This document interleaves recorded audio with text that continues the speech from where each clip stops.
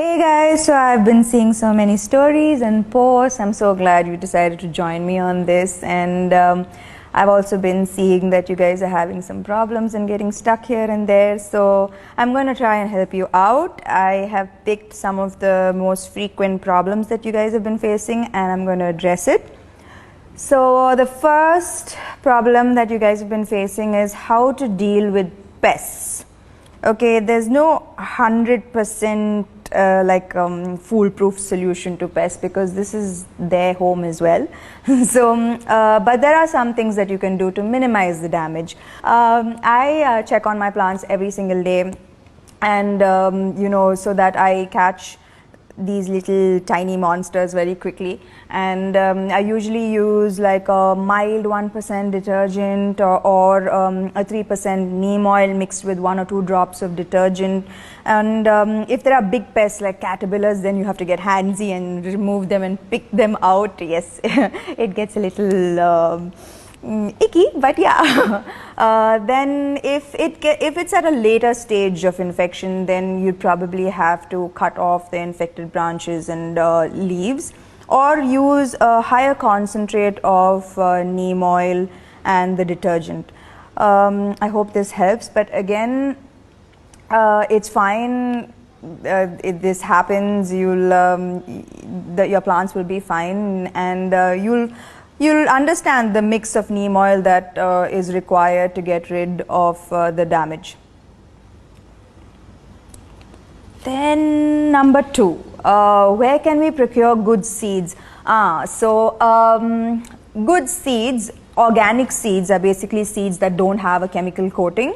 And usually if you if you visit your local nurseries and your local shops, that's where you get reliable seeds. And also, if it's trial and error actually with seeds. Experience is your best teacher with seeds. That's what I have realized. I can't really guarantee, but I think nurserylife.com is also a very reliable source. And the third question is, why are the roots rotting in germination stage? So this can be because your soil is not aerated enough. So make sure that your soil is a little loose and it can breathe, and also there's a good drainage system. So usually I use grow bags, so sometimes you tend to overwater it and then you're drowning the plants. So with grow bags, the excess water always drains out. Again, use a healthy seed. So this should solve that problem.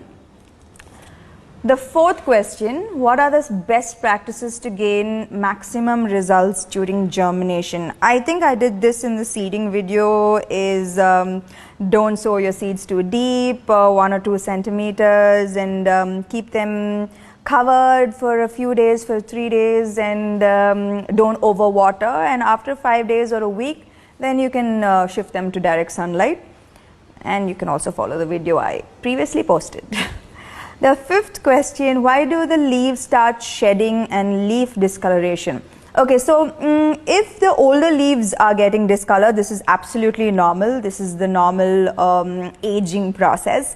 But if the younger leaves are getting discolored, then it's usually because there's not enough nutrition. So I usually do a good mix of NPK every week for my plants, and with my hydroponics, my EC levels are usually at 2.2. Okay, more detailed version of this in the next video, but make sure that your plants are getting enough nutrition. And sometimes overwatering or underwatering can also cause this discoloration. Am I a pro now? Yes, I am. Sixth question, how to grow plants if the temperatures are too high? Yes, Hyderabad is going to get very, very hot soon, and I am definitely going to get a shade net. So a shade net like with a 50 to 70% coverage should help your plants and should prevent them from dying. But a shade net is going to be absolutely compulsory during the summer. What's the optimum growing conditions for plant growth? I think plants usually require 3 to 4 hours of sunlight. And that's good enough for most plants. I hope that has answered some of your questions, and I hope now you're ready to plant again and to take that chance again.